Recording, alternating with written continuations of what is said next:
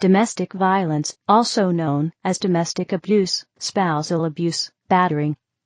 Family violence, dating abuse, and intimate partner violence, IPV, is a pattern of behavior which involves the abuse by one person against another in an intimate relationship such as marriage, cohabitation, dating, or within the family. It can be experienced by persons in heterosexual or same-sex relationships. Forms of domestic violence include physical, emotional, verbal, economic and sexual abuse, which can range from subtle, coercive forms of abuse to violent physical abuse that results in disfigurement or death. The World Health Organization, WHO, reports that globally 38% of murders against women are committed by an intimate partner. Domestic violence often occurs because the perpetrator believes that abuse is acceptable. This is particularly insidious within intergenerational cycles of abuse and cultural systems that condone violence. Extreme forms of abuse include various forms of homicide, including honor killings, where individuals, generally women, are killed for the perceived dishonor that they brought upon their family, such as for refusing an arranged marriage, or having been perceived as violating traditional gender expectations, especially in regard to sexuality, or dowry killings, where the victims are killed due to conflicts related to dowry, as well as violent assaults such as acid attacks, where acid, or a similarly corrosive substance is thrown onto the body of another, usually the face. Disfiguring the victim. Awareness, perception, definition, and documentation of domestic violence differs widely from country to country, and from era to era. Often there is a cycle of abuse during which tensions rise, and an act of violence is committed, followed by a period of reconciliation and calm. There are different types of intimate partner violence, and the dynamics of the abuse can vary. In some cases there is a sole abuser, where there may be times when the victim acts in self-defense or retaliation. In other cases there may be mutual or common couple violence, where both partners engage in abusive or violent behavior. Individuals may be trapped in domestic violence situations through isolation, power and control, insufficient financial resources, fear, and shame. As a result of abuse, survivors may experience physical disabilities, chronic health problems, mental illness, limited finances, and poor ability to create healthy relationships. Victims may experience post-traumatic stress disorder, PTSD. Children who live in a household with violence may continue the legacy of abuse when they reach adulthood. Domestic violence often happens in the context of forced and child marriage. Alcohol consumption and mental illness can be comorbid with abuse and present additional challenges in eliminating domestic violence. Management of domestic violence may occur through medical services, law enforcement, counseling, and other forms of prevention and intervention. Important measures include lethality assessment to determine the extent to which an abuser is likely to murder and safety planning so that the victim have tools and plans to protect themselves. A purple ribbon to promote awareness of domestic violence. Traditionally, domestic violence, DV, was mostly associated with physical violence. For instance, according to the Merriam-Webster dictionary definition, domestic violence is the inflicting of physical injury by one family or household member on another, also a repeated/habitual pattern of such behavior. NB1 domestic violence is now more broadly defined to include all acts of physical, sexual, psychological or economic violence that may be committed by a person who is a family member or a person that has been an intimate partner or spouse, irrespective of whether they live together. Dynamics classification. The term intimate partner violence IPV is often used synonymously with domestic abuse or domestic violence. Many types of intimate partner violence occur, including violence between gay and lesbian couples, by men against women, and by women against their male partners. Violence by a person against their intimate partner is often done as a way of controlling their partner, even if this kind of violence is not the most frequent. Family violence is a broader definition, often used to include child abuse, elder abuse, and other violent acts between family members. The United Nations Declaration on the Elimination of Violence Against Women 1993, defines violence against women that occurs in the family as follows. Physical, sexual and psychological violence occurring in the family, including battering, sexual abuse of female children in the household, dowry-related violence, marital rape, female genital mutilation, and other traditional practices harmful to women, non-spousal violence and violence related to exploitation. Abuse forms. An acid attack victim in Cambodia. An anti-dowry poster in Bangalore, India. The Drunk, by George Bellows. From With my profound reverence for the victims, George Bellows was well aware of the influences of alcoholism, which is reflected in the depth of the father's anger, the physical struggle with his wife and daughter, and the sight of the cowering children in the background. Domestic violence can take many forms, including physical aggression or assault, hitting, kicking, biting, shoving, restraining, slapping, throwing objects, battery, or threats thereof, sexual abuse, controlling or domineering, intimidation, stalking, passive/covert abuse, e.g., neglect, and economic deprivation. It can also mean endangerment, criminal coercion, kidnapping, unlawful imprisonment, trespassing, and harassment. Physical abuse is abuse involving contact intended to cause feelings of intimidation, pain, injury, or other physical suffering or bodily harm. It includes hitting, slapping, punching, choking, pushing, burning, and other types of contact that result in physical injury to the victim. Acid attacks, also seen in domestic violence, occur when acid is thrown in anger or vengeance at the victims, usually at their faces, burning them and damaging skin tissue, often exposing and sometimes dissolving the bones. This can result in long-term blindness and permanent scarring of the face and body. Denying the victim needed medical care, depriving them of sleep or other necessary functions, forcing the victim to engage in drug or alcohol use against their will, or creating any physical harm are forms of physical abuse. It can also include inflicting physical injury onto other targets, such as children or pets, in order to cause emotional harm to the victim. Both women and men have been killed as the result of domestic violence, but the rate is generally lower for men. For instance, in the United Kingdom, 37% of murdered women were killed by the intimate partner, and for men, 6% were killed by an intimate partner. From 40 to 70% of the women murdered in Canada, Australia, South Africa, Israel, and the United States were killed by an intimate partner. The World Health Organization, WHO, states that globally, about 38% of murders of women are committed by an intimate partner. In the Middle East and other parts of the world, planned domestic homicides, or honor killings, are carried out due to the belief of the perpetrators that the victim has brought dishonor upon the family or community. According to Human Rights Watch, honor killings are generally performed against women for refusing to enter into an arranged marriage, being the victim of a sexual assault, seeking a divorce even from an abusive husband, or, allegedly, committing adultery, or exhibiting behavior perceived to have dishonored the family. In some parts of the world, where there is a strong social expectation for a woman to be a virgin prior to marriage, a bride may be subjected to extreme violence, including an honor killing. If she is deemed not to be a virgin on her wedding night due to the absence of blood and B2.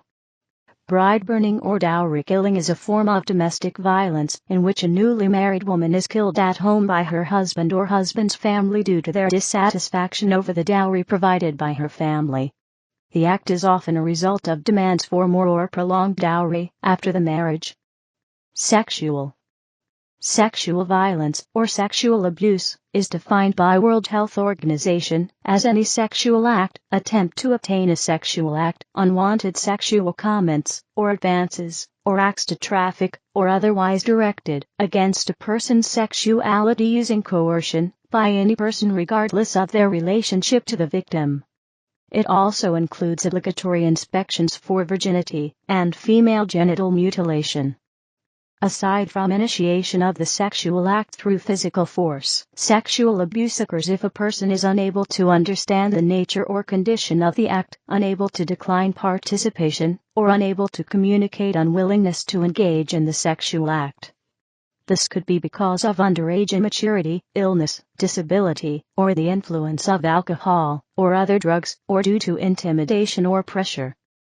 In many cultures, victims of rape are considered to have brought dishonor or disgrace to their families, and face severe violence, including honor killings, from their families and relatives.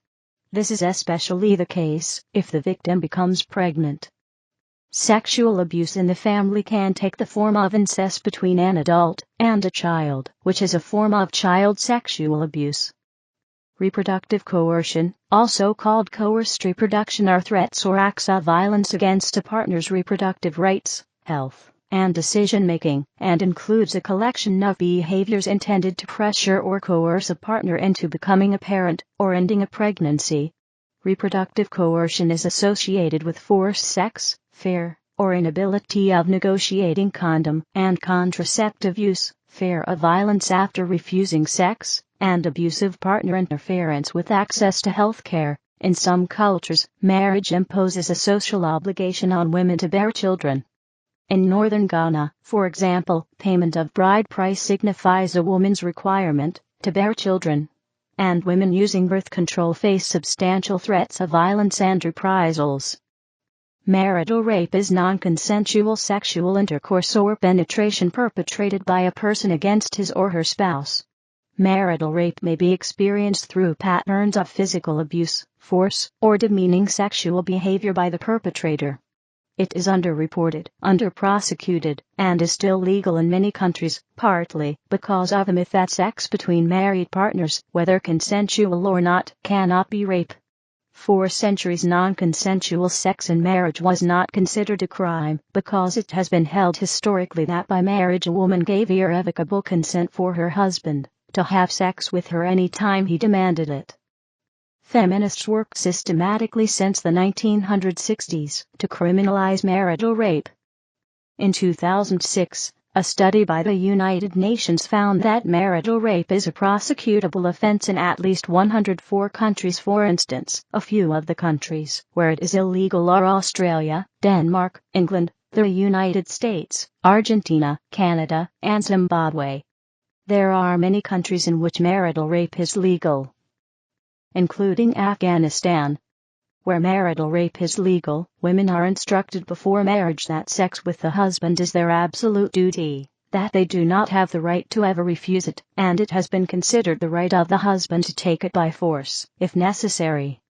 In Lebanon, for instance, while discussing a proposed law that would criminalize marital rape, Sheikh Ahmed Al-Kurdi, a judge in the Sunni religious court, said that the law could lead to the imprisonment of the man, where in reality he is exercising the least of his marital rights.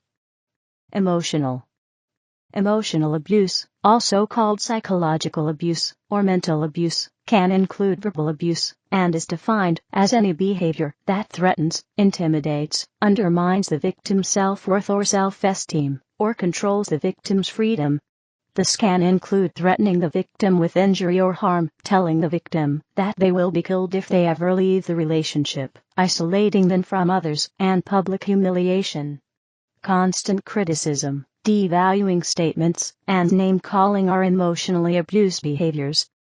Emotional abuse may include conflicting actions or statements which are designed to confuse and create insecurity in the victim. These behaviors also lead the victims to question themselves, causing them to believe that they are making up the abuse, or that the abuse is their fault. Perpetrators may alienate a child from a parent or extended family member by teaching or forcing them to harshly criticize another person. People who are being emotionally abused may feel that their significant other has nearly total control over them. Isolation damages the victim's sense of internal strength, leaving them feeling helpless and unable to escape from the situation. Victims often suffer from depression, which puts them at increased risk for suicide, eating disorders, and drug and alcohol abuse. Verbal Verbal abuse is a form of emotionally abusive behavior involving the use of language, which can involve threats, name-calling, blaming, ridicule, disrespect, and criticism. Less obviously aggressive forms of verbal abuse include statements that may seem benign on the surface, that are thinly veiled attempts to humiliate, falsely accuse, or manipulate others to submit to undesirable behavior, make others feel unwanted and unloved, threaten others economically, or isolate victims from support systems. Economic abuse is a form of abuse when one intimate partner has control over the other partner's access to economic resources. Economic abuse may involve preventing a spouse from resource acquisition, limiting the amount of resources to use by the victim, or by exploiting economic resources of the victim. The motive behind preventing a spouse from acquiring resources is to diminish victim's capacity to support his/herself, thus forcing him/her to depend on the perpetrator financially, which includes preventing the victim from obtaining education, finding employment, maintaining or advancing their careers, and acquiring assets. In addition, the abuser may also put the victim on an allowance, closely monitor how the victim spends money, spend victim's money without his/her consent, and creating debt, or completely spend victim savings to limit available resources. In parts of the world where women depend on husbands in order to survive, due to lack of opportunities for female employment and lack of state welfare, economic abuse can have very severe consequences. Abusive relations have been associated with malnutrition among both mothers and children. In India, for example, the withholding of food is a documented form of family abuse. Gender aspects of abuse. The relationship between gender and domestic violence is a controversial topic. There continues to be debate about the rates at which each gender is subjected to domestic violence. Reasons for mixed findings include the limitations of existing survey tools, e.g., conflict tactic scale, to measure all relevant aspects of domestic violence, and the use of disparate samples in studies. Sociologists Michael P. Johnson and Kathleen J. Ferraro argue that the rate of domestic violence against men is often inflated due to the practice of including self-defense as a form of domestic violence. Gender differences in reporting violence have been cited as another explanation for mixed results.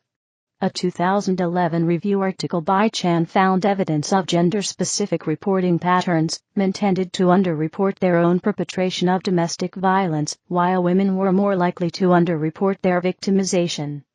Factors which, according to the reviewed studies, can lead women to underreport their partner's violence include financial or familial dependence on the abusive partner, the tendency to excuse or normalize the partner's violence with the reasoning that their partner really loves them, and self-blaming.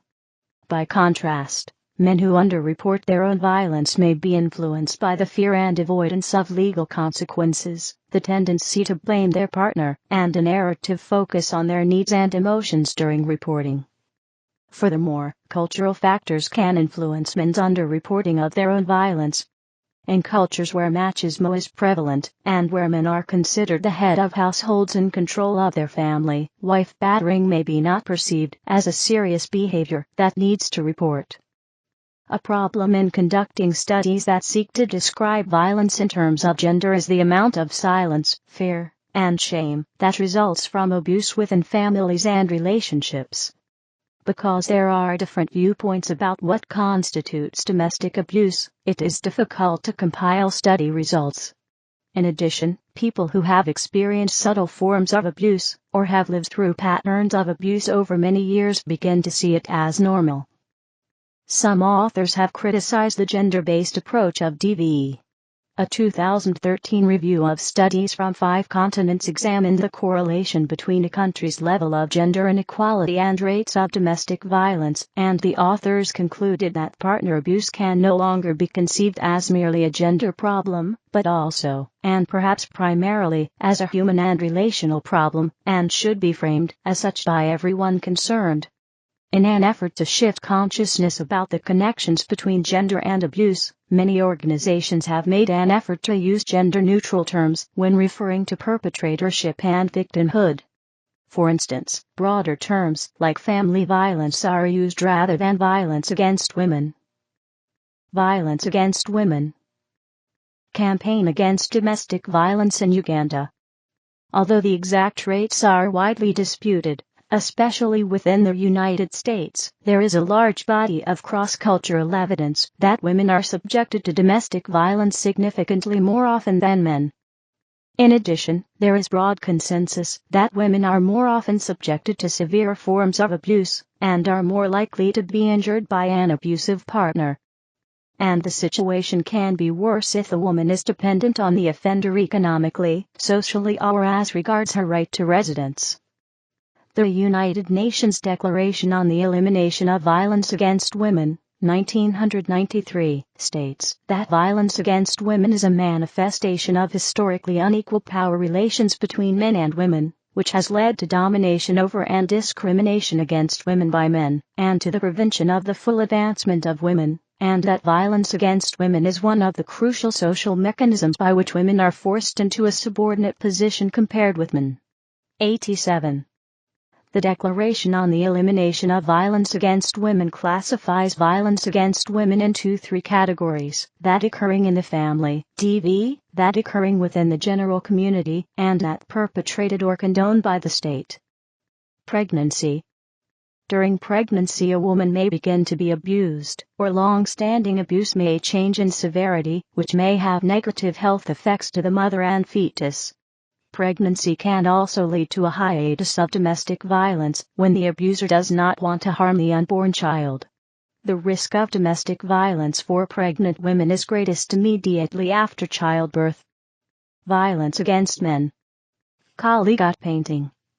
Woman striking man with broom, Calcutta, India, 1875. Domestic violence against men refers to abuse against men or boys in an intimate heterosexual or homosexual relationship. It can include physical, emotional, and sexual forms of abuse. Signs of abuse may be difficult to anticipate initially in a relationship, and may begin as the relationship grows increasingly controlling. An abusive relationship may involve mutual violence, or require a man to leave with his children, if his wife or partner is abusive to their children. Determining how many instances of domestic violence actually involve male victims is difficult. Male domestic violence victims may be reluctant to get help for various reasons. Some studies have shown that women who assaulted their male partners were more likely to avoid arrest even when the male victim contacts police. Another study examined the differences in how male and female batterers were treated by the criminal justice system. The study concluded that female intimate violence perpetrators are frequently viewed by law enforcement and the criminal justice system as victims rather than the actual offenders of violence against men. Research has suggested that gay men are at higher risk of domestic violence than their heterosexual counterparts. Same-sex relationships. Domestic violence occurs in some same-sex relationships. Gay and lesbian relationships have been identified as a risk factor for abuse in certain populations.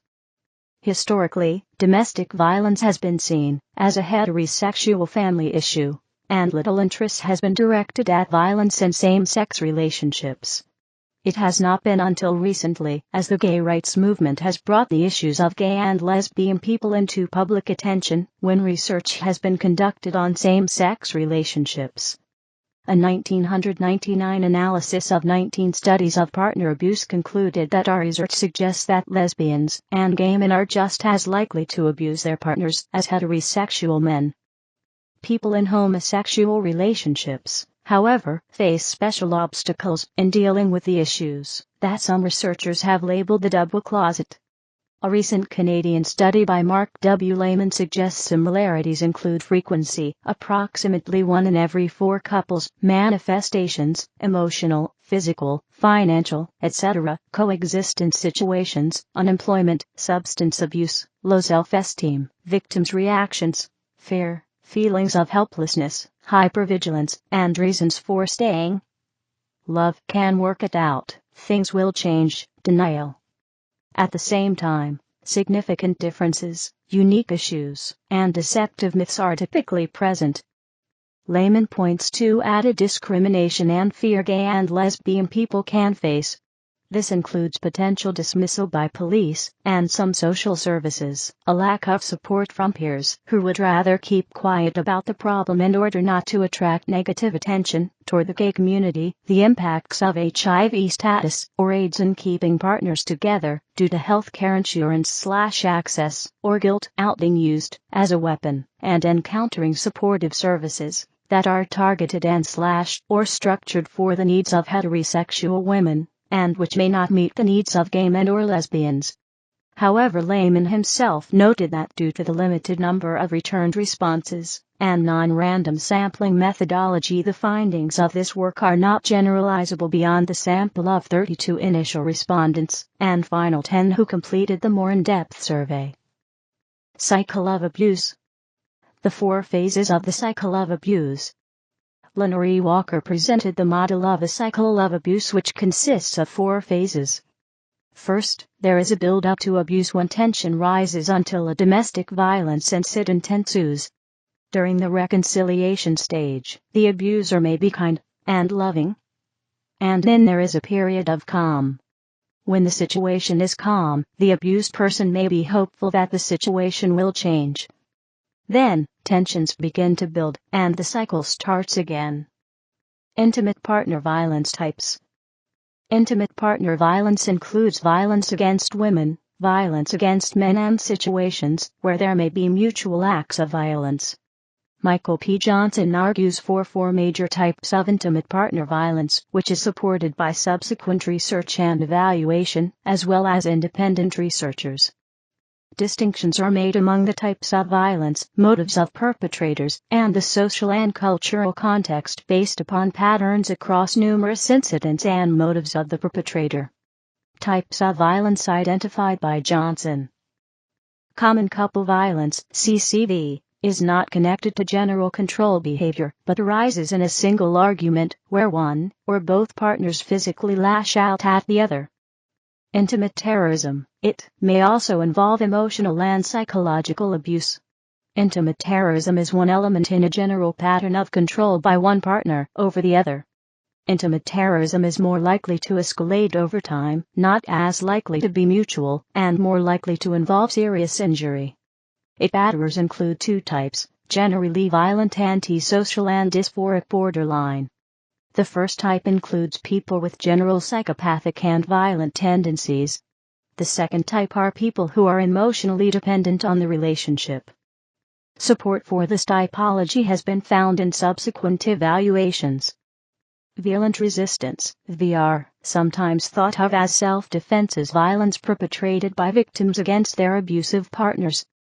Mutual violent control, MVC, is rare type of intimate partner violence occurring when both partners act in a violent manner, battling for control.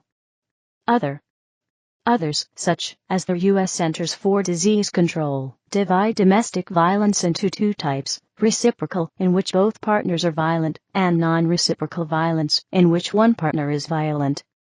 Influences and factors. Social views. Woman wearing burqa in Afghanistan. A survey in Afghanistan showed that a majority of women agree that a husband is justified to beat his wife if she wears inappropriate clothes. The social views on domestic violence vary from person to person, and from region to region, but in many places outside the West, the concept is very poorly understood. This is because in most of these countries, the relation between the husband and wife is not considered one of equals, but instead one in which the wife must submit herself to the husband. This is codified in the laws of some countries. For example, in Yemen, marriage regulations state that a wife must obey her husband, and must not leave home without his permission. Disobeying a husband can often result in violence. These violent acts are not considered a form of abuse by society, both men and women, but are considered as being provoked by the behavior of the wife, who is seen as being at fault herself.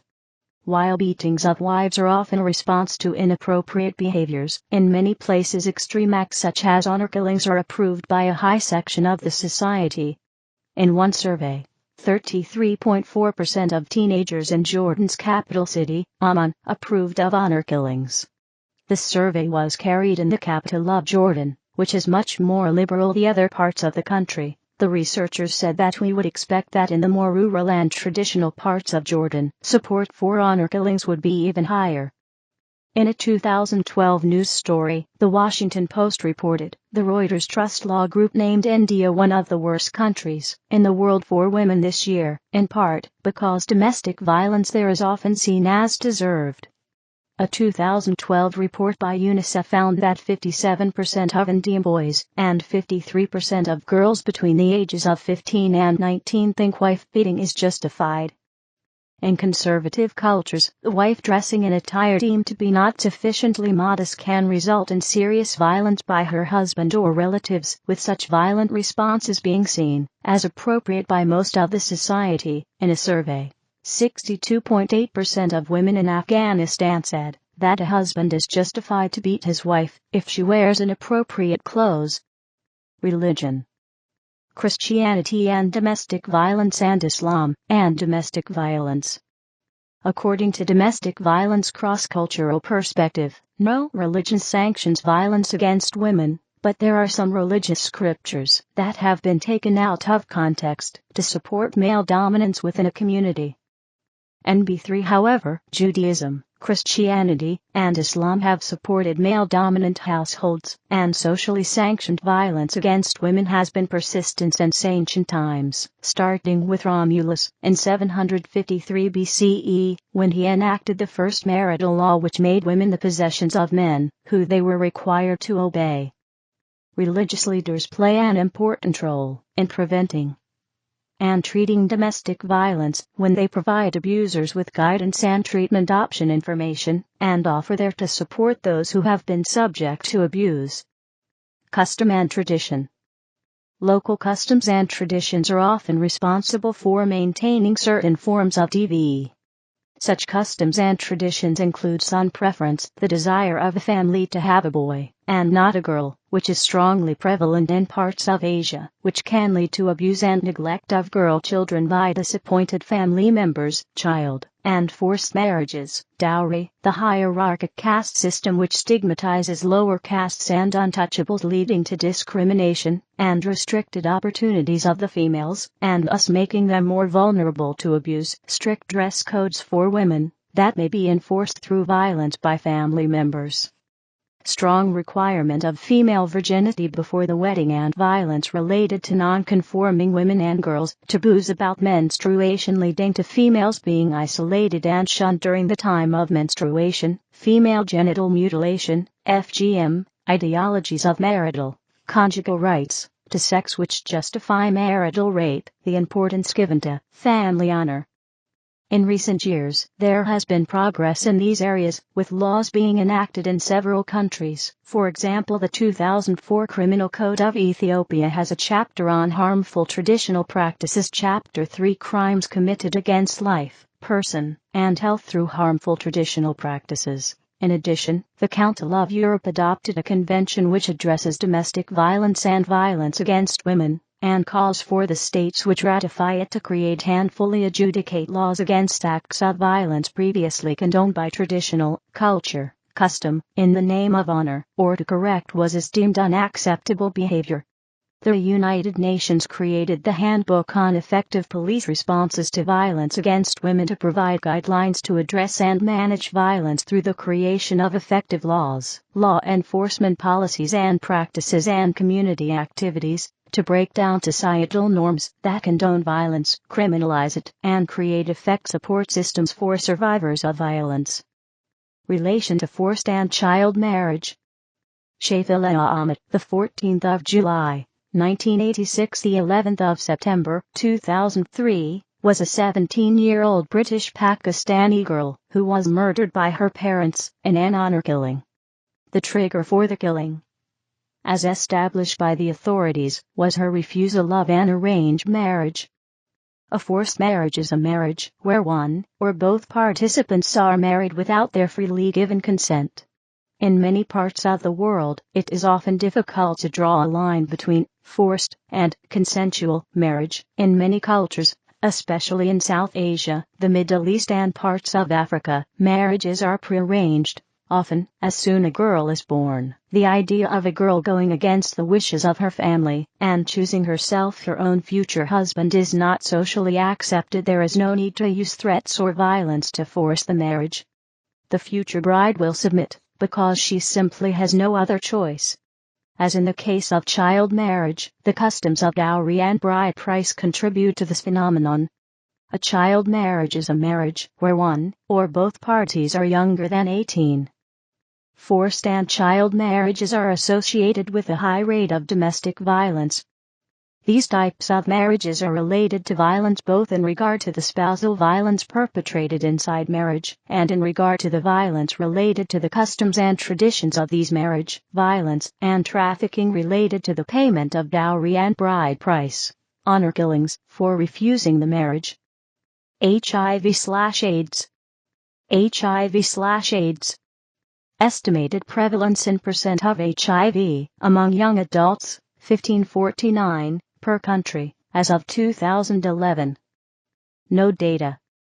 0.10, 0.10, 0.5, 0.51, 15, 515, 1550. The World Health Organization, WHO, has stated that women in abusive relations are at significantly higher risk of HIV/AIDS. WHO states that women in violent relations have difficulty negotiating safer sex with their partners, are often forced to have sex, and find it difficult to ask for appropriate testing when they think they may be infected with HIV. The WHO stated that there is a compelling case to end intimate partner violence both in its own right as well as to reduce women and girls' vulnerability to HIV/AIDS. The evidence on the linkages between violence against women and HIV/AIDS highlights that there are direct and indirect mechanisms by which the two interact. Causes. It has been suggested that this article be split into a new article titled Causes of Domestic Violence, accessible from a disambiguation page. April 2014. The causes of domestic violence are not made clear through research, but there are several factors that can result in violence. One of the most important is a belief that abuse, whether physical or verbal, is acceptable. Related to that, growing up in a violent home, or living within a culture that accepts domestic violence are factors. Other factors are substance abuse, unemployment, psychological problems, poor coping skills, isolation, and excessive dependence on the abuser. Intergenerational cycle of violence. A common aspect among abusers is that they witnessed abuse in their childhood. In other words, they were participants in a chain of intergenerational cycles of domestic violence. That does not mean, conversely, that if a child witnesses or is subject to violence, that they will become abusers. Understanding and breaking the intergenerational abuse patterns may do more to reduce domestic violence than other remedy for managing the abuse. Responses that focus on children suggest that experience throughout life influence an individual's propensity to engage in family violence, either as a victim or as a perpetrator. Researchers supporting this theory suggest it is useful to think of three sources of domestic violence: childhood socialization, previous experiences in couple relationships during adolescence, and levels of strain in a person's current life. People who observe their parents abusing each other, or who were themselves abused, may incorporate abuse into their behavior within relationships that they establish as adults. Biological. These factors include genetics and brain dysfunction, and are studied by neuroscience. Psychological. Psychological theories focus on personality traits and mental characteristics of the offender. Personality traits include sudden bursts of anger, poor impulse control, and poor self-esteem. Various theories suggest that psychopathology and other personality disorders are factors, and that abuse experience as a child led some people to be more violent as adults. Correlation has been found between juvenile delinquency and domestic violence in adulthood. Studies have found high incidence of psychopathy among abusers. For instance, some research suggests that about 80% of both court-referred and self-referred men in these domestic violence studies exhibit a diagnosable psychopathology, typically personality disorders. The estimate of personality disorders in the general population would be more in the 15-20% range as violence becomes more severe and chronic in the relationship. The likelihood of psychopathology in these men approaches 100%. Dutton has suggested a psychological profile of men who abuse their wives, arguing that they have borderline personalities that are developed early in life. However, these psychological theories are disputed. Gell suggests that psychological theories are limited, and points out that other researchers have found that only 10% or less fit this psychological profile. He argues that social factors are important, while personality traits, mental illness, or psychopathy are lesser factors. Mental illness. Psychiatric disorders are sometimes associated with domestic violence, such as borderline personality disorder, antisocial personality disorder, bipolar disorder, schizophrenia, drug abuse, and alcoholism. It is estimated that at least 1/3 of all abusers have some type of mental illness. Marital conflict disorder. The American Psychiatric Association Planning and Research Committees, for the forthcoming DSM-5, 2013, have canvassed a series of new relational disorders which include marital conflict disorder without violence or marital abuse disorder, marital conflict disorder with violence.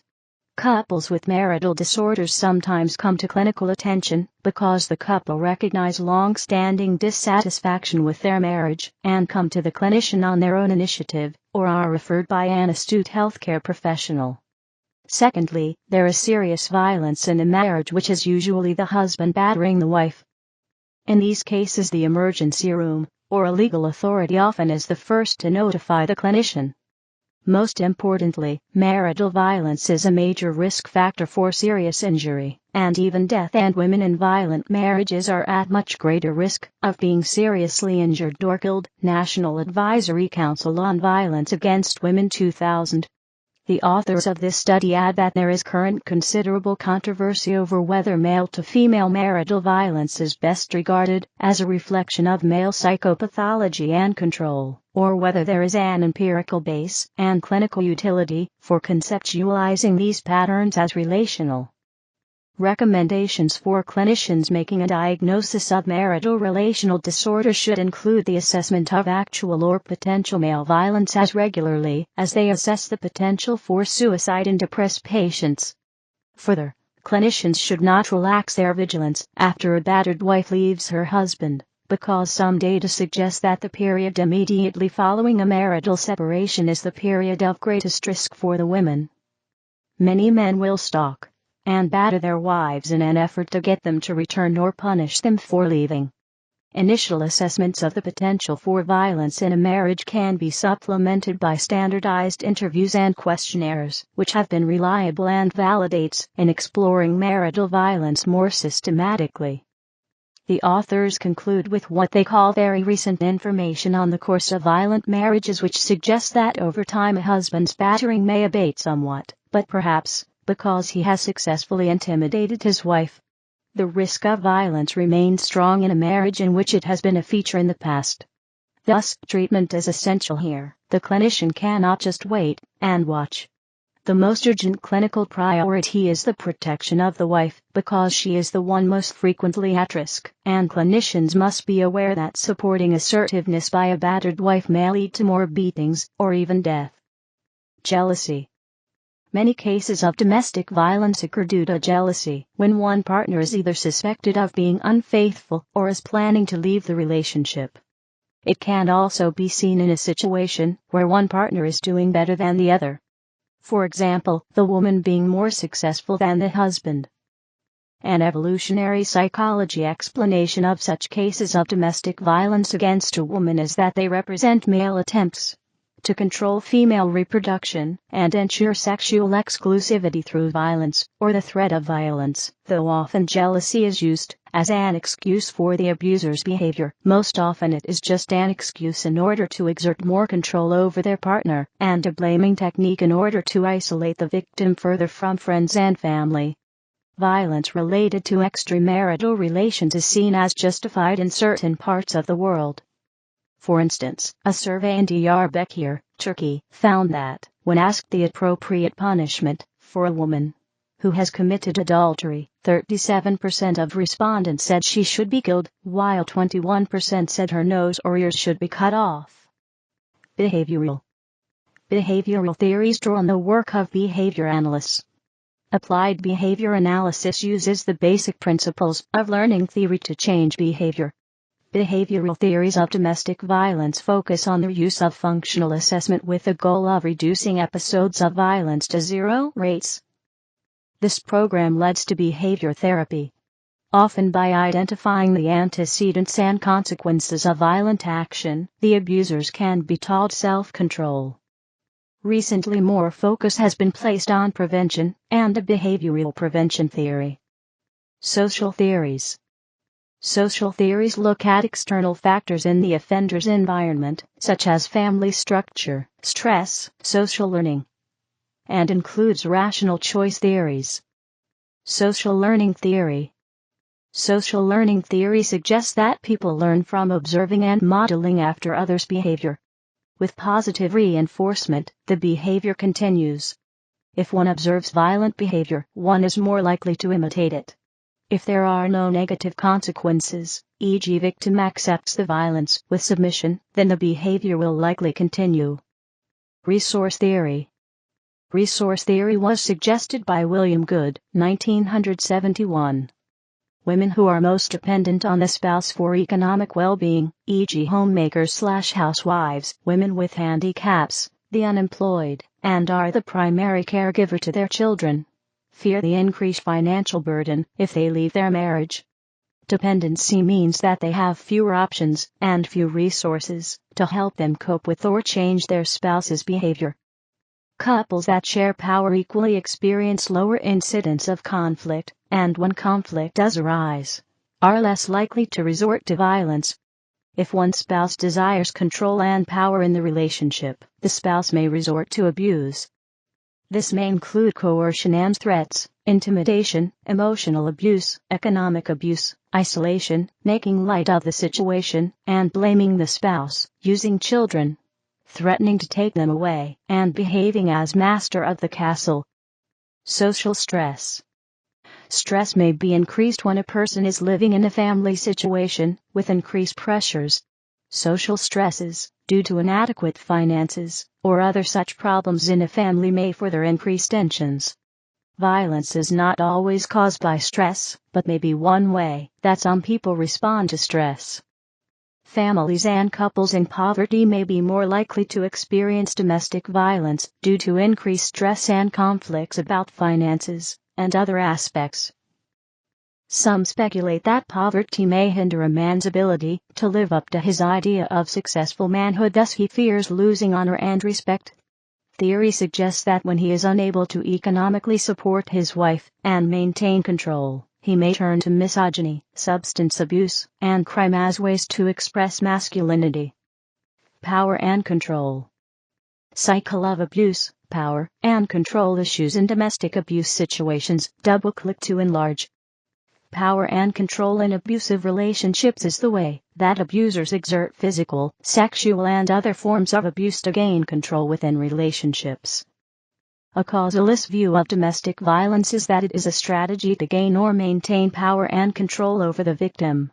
This view is in alignment with Bancroft's cost-benefit theory that abuse rewards the perpetrator in ways other than, or in addition to, simply exercising power over his or her target. He cites evidence in support of his argument that, in most cases, abusers are quite capable of exercising control over themselves, but choose not to do so for various reasons. An alternative view is that abuse arises from powerlessness, and externalizing/projecting this, and attempting to exercise control of the victim. It is an attempt to gain or maintain power and control over the victim, but even in achieving this it cannot resolve the powerlessness driving it. Such behaviors have addictive aspects leading to a cycle of abuse or violence. Mutual cycles develop when each party attempts to resolve their own powerlessness in attempting to assert control. Questions of power and control are integral to the widely utilized Duluth Domestic Abuse Intervention Project. They developed a power and control wheel. To illustrate this, it has power and control at the center, surrounded by spokes, techniques used, the titles of which include coercion and threats, intimidation, emotional abuse, isolation, minimizing, denying, and blaming, using children, economic abuse, and male privilege. Critics of this model argue that it ignores research linking domestic violence to substance abuse and psychological problems. Some modern research into the patterns in DV has found that women are more likely to be physically abusive towards their partner in relationships in which only one partner is violent, which draws the effectiveness of using concepts like male privilege to treat domestic violence into question. However, it may still be valid in studying severe abuse cases, which are mostly male perpetrated. However, modern research into predictors of injury from domestic violence suggests that the strongest predictor of injury by domestic violence is participation in reciprocal domestic violence. Effects. It has been suggested that this article be split into a new article titled Effects of Domestic Violence, accessible from a disambiguation page. April 2014. On Children. Further information, Effects of Domestic Violence on Children. 3.3 million children witness domestic violence each year in the U.S. There has been an increase in acknowledgement that a child who is exposed to domestic abuse during their upbringing will suffer developmental and psychological damage. During the mid-1990s, the Adverse Childhood Experiences Study, ACE, found that children who were exposed to domestic violence and other forms of abuse had a higher risk of developing mental and physical health problems. Because of the awareness of domestic violence that some children have to face, it also generally impacts how the child develops emotionally, socially, behaviorally, as well as cognitively. Some emotional and behavioral problems that can result due to domestic violence include increased aggressiveness, anxiety, and changes in how a child socializes with friends, family, and authorities. Depression, emotional insecurity, and mental health disorders can follow due to traumatic experiences. Problems with attitude and cognition in schools can start developing, along with a lack of skills such as problem solving. Correlation has been found between the experience of abuse and neglect in childhood and perpetrating domestic violence and sexual abuse in adulthood. Additionally, in some cases the abuser will purposely abuse the mother or father in front of the child to cause a ripple effect, hurting two victims simultaneously. It has been found that children who witness mother assault are more likely to exhibit symptoms of post-traumatic stress disorder, PTSD. Consequences to these children are likely to be more severe if their assaulted mother develops post-traumatic stress disorder, PTSD, and does not seek treatment due to her difficulty in assisting her child with processing his or her own experience of witnessing the domestic violence. Family violence prevention in Australia and other countries has begun to focus on breaking intergenerational cycles according to the national AUST standards for working with children exposed to family violence. It is important to acknowledge that exposing children to family violence is child abuse. Some of the effects of family violence on children are highlighted in the Queensland Government and Sunny Kids Awareness Raising Campaign. Physical. The Ottawa Women's Monument in Minto Park, downtown Ottawa, Canada, to the women murdered as a result of domestic violence, dedicated in 1992. Bruises, broken bones, head injuries, lacerations, and internal bleeding are some of the acute effects of a domestic violence incident that require medical attention and hospitalization. Some chronic health conditions that have been linked to victims of domestic violence are arthritis, irritable bowel syndrome, chronic pain, pelvic pain, ulcers, and migraines. Victims who are pregnant during a domestic violence relationship experience greater risk of miscarriage, preterm labor, and injury to or death of the fetus. Psychological. Among victims who are still living with their perpetrators, high amounts of stress, fear, and anxiety are commonly reported. Depression is also common, as victims are made to feel guilty for provoking the abuse, and are frequently subjected to intense criticism. It is reported that 60% of victims meet the diagnostic criteria for depression, either during or after termination of the relationship, and have a greatly increased risk of suicidality. In addition to depression, victims of domestic violence also commonly experience long-term anxiety and panic, and are likely to meet the diagnostic criteria for generalized anxiety disorder and panic disorder. The most commonly referenced psychological effect of domestic violence is post-traumatic stress disorder, PTSD. PTSD, as experienced by victims, is characterized by flashbacks, intrusive images, exaggerated startle response, nightmares, and avoidance of triggers that are associated with the abuse. These symptoms are generally experienced for a long span of time, after the victim has left the dangerous situation. Many researchers state that PTSD is possibly the best diagnosis for those suffering from psychological effects of domestic violence, as it accounts for the variety of symptoms commonly experienced by victims of trauma. Financial. Once victims leave their perpetrator, they can be stunned with the reality of the extent to which the abuse has taken away their autonomy. Due to economic abuse and isolation, the victim usually has very little money of their own and few people on whom they can rely when seeking help. This has been shown to be one of the greatest obstacles facing victims of DV, and the strongest factor that can discourage them from leaving their perpetrators. In addition to lacking financial resources, victims of DV often lack specialized skills, education, and training that are necessary to find gainful employment, and also may have several children to support. In 2003, 36 major U.S. cities cited DV as one of the primary causes of homelessness in their areas. It has also been reported that 1 out of every 3 homeless women are homeless due to having left a DV relationship. If a victim is able to secure rental housing, it is likely that her apartment complex will have zero-tolerance policies for crime. These policies can cause them to face eviction even if they are the victim, not the perpetrator, of violence. While the number of shelters and community resources available to DV victims has grown tremendously, these agencies often have few employees and hundreds of victims seeking assistance, which causes many victims to remain without the assistance they need. Long-term. Domestic violence can trigger many different responses in victims, all of which are very relevant for any professional working with a victim. Major consequences of domestic violence victimization include psychological/mental health issues and chronic physical health problems. Some long-term effects on a child who comes from an abusive household or have been abused themselves are guilt, anger, depression/anxiety, shyness, nightmares, disruptiveness, irritability, and problems getting along with others. Although they may have not been the ones being abused, it still affects them, because they had to experience and witness their loved ones being abused, which takes a toll on them as well. Domestic violence also teaches poor family structure.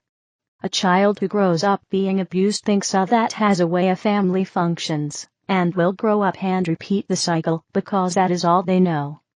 Some other long-term effects include, but are not limited to, poor health, low self-esteem, difficulty sleeping, drug and alcohol abuse risk, isolation, suicidal thoughts, and extreme loneliness and fear. A victim's overwhelming lack of resources can also lead to homelessness and poverty. A person who has suffered abuse is at risk for a lot of negative consequences that can put them on a destructive path for their future. On responders. Vicarious trauma. See also, vicarious traumatization. Due to the gravity and intensity of hearing victim stories of abuse, professionals, social workers, police, counselors, Therapists, advocates, medical professionals are at risk themselves for secondary or vicarious trauma, Vermont, which causes the responder to experience trauma symptoms similar to the original victim after hearing about the victim's experiences with abuse. Research has demonstrated that professionals who experience vicarious trauma show signs of exaggerated startle response, hypervigilance, nightmares, and intrusive thoughts, although they have not experienced a trauma personally and do not qualify for a clinical diagnosis of PTSD. Researchers concluded that, although clinicians have professional training and are equipped with the necessary clinical skills to assist victims of domestic violence, they may still be personally affected by the emotional impact of hearing about a victim's traumatic experiences. Illiff et al. Found that there are several common initial responses that are found in clinicians who work with victims: loss of confidence in their ability to help the client, taking personal responsibility for ensuring the client's safety, and remaining supportive of the client's autonomy if they make the decision to return to their perpetrator. It has also been shown that clinicians who work with a large number of victims may alter their former perceptions of the world and begin to doubt the basic goodness of others. Illiff et al. Found that clinicians who work with victims tend to feel less secure in the world, become acutely aware of power and control issues both in society and in their own personal relationships, have difficulty trusting others, and experience an increased awareness of gender-based power differences in society. The best way for a clinician to avoid developing Vermont is to engage in good self-care practices. These can include exercise, relaxation techniques, debriefing with colleagues, and seeking support from supervisors. Additionally, it is recommended that clinicians make the positive and rewarding aspects of working with domestic violence victims the primary focus of thought and energy, such as being part of the healing process or helping society as a whole. Clinicians should also continually evaluate their empathic responses to victims in order to avoid feelings of being drawn into the trauma that the victim experienced. It is recommended that clinicians practice good boundaries and find a balance in expressing empathic responses to the victim while still maintaining personal detachment from their traumatic experiences. Burnout. See also, burnout, psychology. Vicarious trauma can lead directly to burnout, which is defined as emotional exhaustion resulting from excessive demands on energy, strength, and personal resources in the work setting. The physical warning signs of burnout include headaches, fatigue, lowered immune function, and irritability. A clinician experiencing burnout may begin to lose interest in the welfare of clients, be unable to empathize or feel compassion for clients, and may even begin to feel aversion toward the client. If the clinician experiencing burnout is working with victims of domestic violence, the clinician risks causing further great harm through re-victimization of the client. It should be noted, however, that vicarious trauma does not always directly lead to burnout, and that burnout can occur in clinicians who work with any difficult population, not only those who work with domestic violence victims. Management of domestic violence. To reduce the rate of victimization and promote the well-being of the affected individuals can include: participants in domestic violence may require medical treatment, such as being seen by a family physician, other primary care provider, or emergency room physicians. Law enforcement may be called in response to intimate partner violence. Counseling is another means of managing domestic for the victim of abuse, including the assessment of the presence, extent, and types of abuse. A lethality assessment is a tool that can assist in determining the best course of treatment for a client, as well as helping the client to recognize dangerous behaviors and more subtle abuse in their relationship. In a study of victims of attempted domestic violence-related homicide, only about one-half of the participants recognized that their perpetrator was capable of killing them, as many domestic violence victims minimize the true seriousness of their situation. Another important component is safety planning, which allows the victim to plan for dangerous situations they may encounter, and is effective regardless of their decision on whether to remain with their perpetrator. Counseling may be used by offenders to minimize the risk of future domestic violence. Prevention and intervention includes ways to prevent domestic violence by offering safe shelter, crisis intervention, advocacy, and education and prevention programs. Community screening for domestic violence can be more systematic in cases of animal abuse, healthcare settings, emergency departments, behavioral health settings, and court systems. Tools are being developed to facilitate domestic violence screening, such as mobile apps. The Duluth Model Law Domestic Abuse Intervention Project is a program developed to reduce domestic violence against women, which is the first multidisciplinary program designed to address the issue of domestic violence by coordinating the actions of a variety of agencies dealing with domestic conflict. Prognosis. New research illustrates that there are strong associations between exposure to domestic violence and abuse, in all their forms, and higher rates of many chronic conditions. The strongest evidence comes from the Adverse Childhood Experiences study, which shows correlations between exposure to abuse or neglect and higher rates in adulthood of chronic conditions, high-risk health behaviors, and shortened lifespan.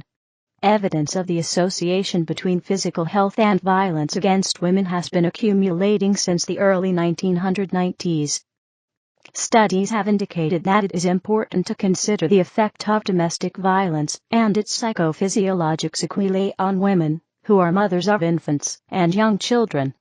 Several studies have shown that maternal interpersonal violence-related post-traumatic stress disorder, PTSD, can, despite traumatized mothers' best efforts, interfere with their child's response to the domestic violence and other traumatic events. Thus, practitioners and service agencies addressing the needs of domestic violence victims should assess the victim as parent and evaluate the safety and well-being of children in the home. More recently, work by such researchers as Corso have begun to quantify the economic impact of exposure to violence and abuse.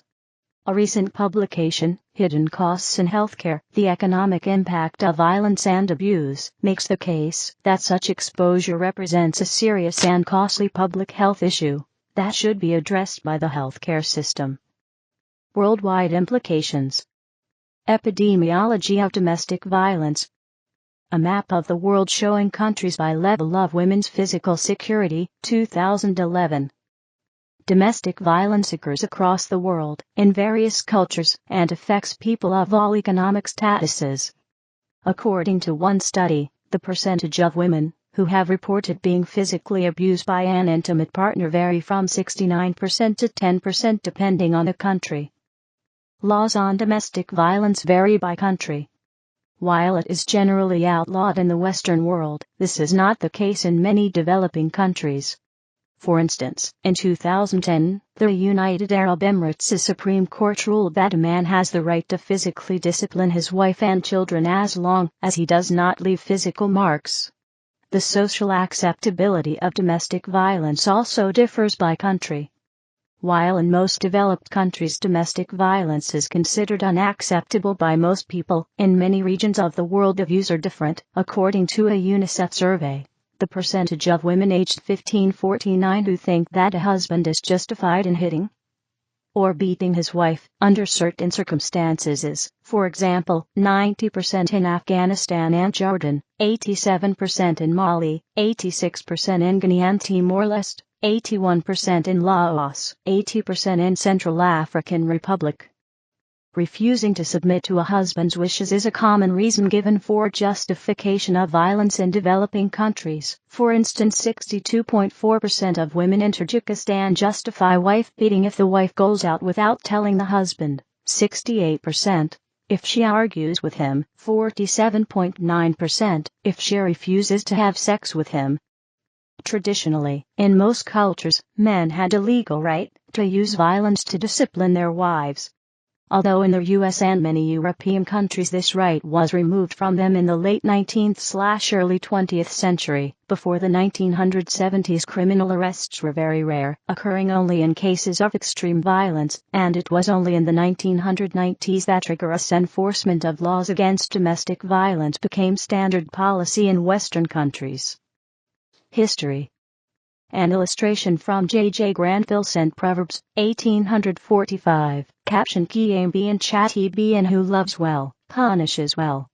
Prior to the mid-1800s, most legal systems accepted wife-beating as a valid exercise of a husband's authority over his wife. One exception, however, was the 1641 Body of Liberties of the Massachusetts Bay colonists, which declared that a married woman should be free from bodily correction or stripes by her husband. Political agitation during the 19th century led to changes in both popular opinion and legislation regarding domestic violence within the United Kingdom and the United States. In 1850, Tennessee became the first state in the United States to explicitly outlaw wife-beating. Other states soon followed suit. In 1878, the Matrimonial Causes Act made it possible for women in the UK to seek separations from abusive husbands. By the end of the 1870s, most courts in the United States were uniformly opposed to the right of husbands to physically discipline their wives. By the early 20th century, it was common for police to intervene in cases of domestic violence in the United States, but arrests remained rare.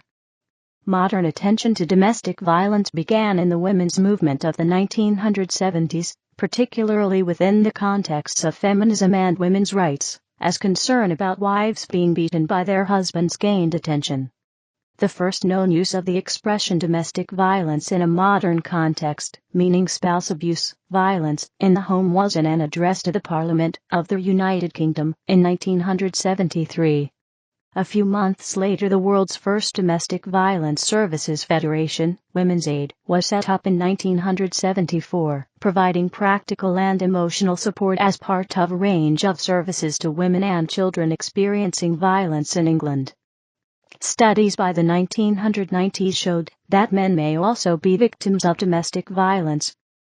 And before, until quite recently, children had very few rights in regard to protection from violence by their parents, and still continue to do so in many parts of the world.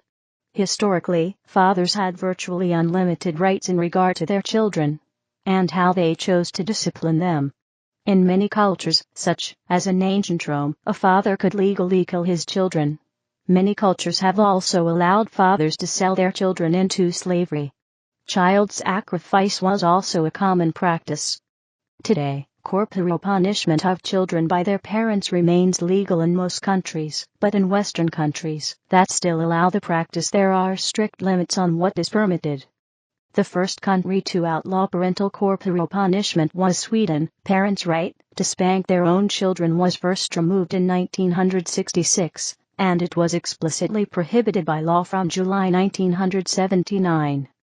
By 2011, 30 additional countries banned parental corporal punishment.